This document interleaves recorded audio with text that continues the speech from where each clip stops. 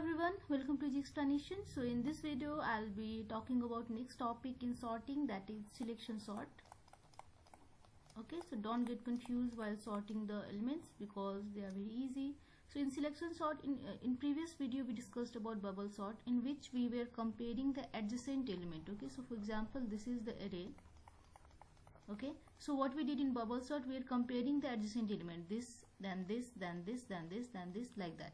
But in selection sort, what we do is we choose one element, one box, and then we compare this with all the other elements. Okay, so what happens at the end, the lowest element come here. So again in next iteration we choose this and then we compare with the next element, all the elements. Okay, so this is the difference between bubble and selection sort. Okay, so don't get confused. So here again we are going to take an example and I'll solve this. Okay, so example. So let us check the question. The number is 40, 50, 10, 90 and 30. Okay, let's start with first iteration. So in first iteration, as I told you, I'm going to take this element and I'm going to compare this with all the elements. Okay, so 40 with 50. Okay, 40 is already smaller.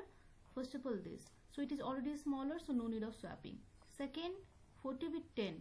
Yes, 10 is smaller than 40, so 10 comes here, 50 comes here, 40 comes here, 90 comes here and 30 comes here. Still we are going to compare this, the element of this position only. Okay, so I already did with this position. So next 10 with 90. No, 90 is already greater, so no need of swapping. In next we will compare 10 with 30. No, 30 is already greater, so no need of swapping. So at the end of the first iteration we are getting this as the new array, 10, 50, 40, 90 and 30. Let's go to second iteration. So the element is 10, 50, 40, 90 and 30. Okay, so as I told you already that the smallest element comes here, so this is the sorted list, so no need of comparing this. Let's start with here.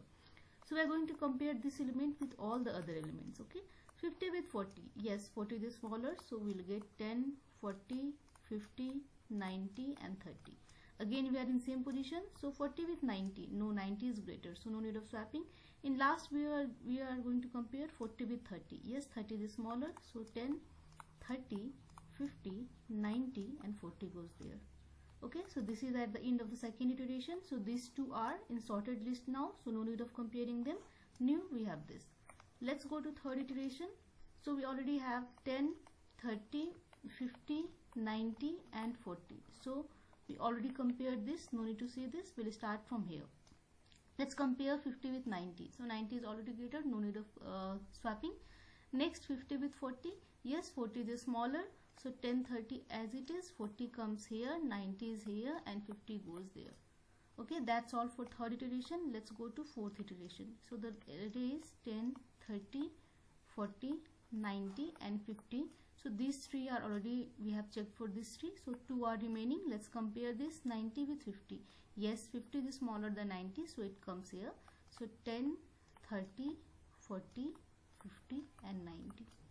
Okay, so you see we have 5 elements and we are taking 4 iterations for this. So we can say that for n elements we will need n minus 1 iterations in selection sort. Okay, so that's all for selection sort. In next video I'll come up with next sorting algorithm. Till then, thank you and stay safe.